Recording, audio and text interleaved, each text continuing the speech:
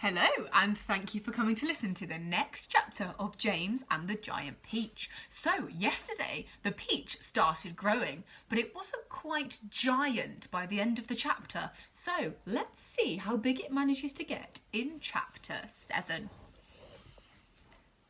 The two women and the small boy stood absolutely still on the grass underneath the tree, gazing up at this extraordinary fruit.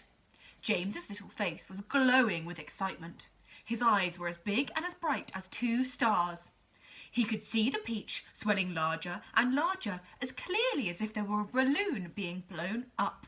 In half a minute, it was the size of a melon. In another half a minute, it was twice as big again. "Just look at it growing," Aunt Spiker cried. "Will it ever stop?" Aunt Sponge shouted, waving her fat arms and starting to dance around in circles. And now, it was so big, it looked like an enormous butter-coloured pumpkin dangling from the top of the tree.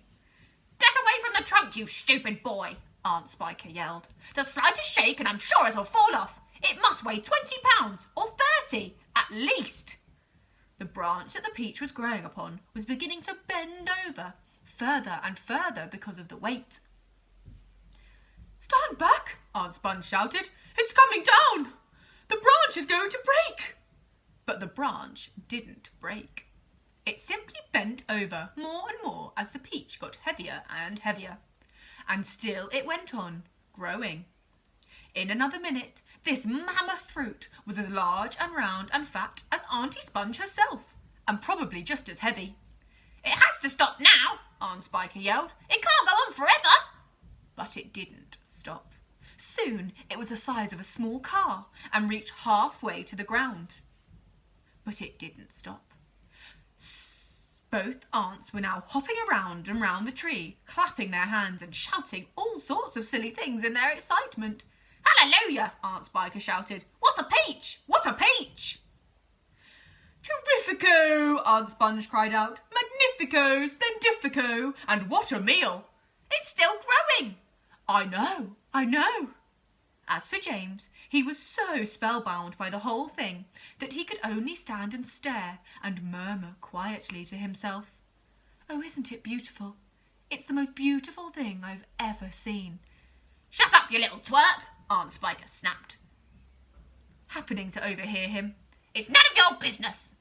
"That's right," Auntie Sponge declared. "It's got nothing to do with you whatsoever. Keep out of it."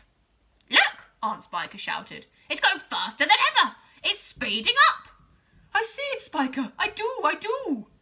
Bigger and bigger the peach grew, bigger and bigger and bigger.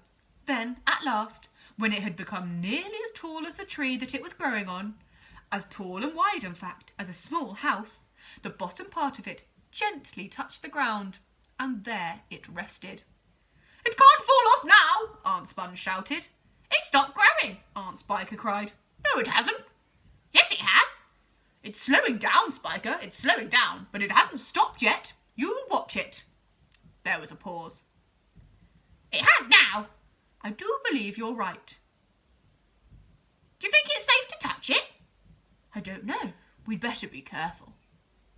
Aunt Sponge and Aunt Spiker began walking slowly round the peach, inspecting it very cautiously from all sides, like they were a couple of hunters who had just shot an elephant and were not quite sure whether it was dead or alive.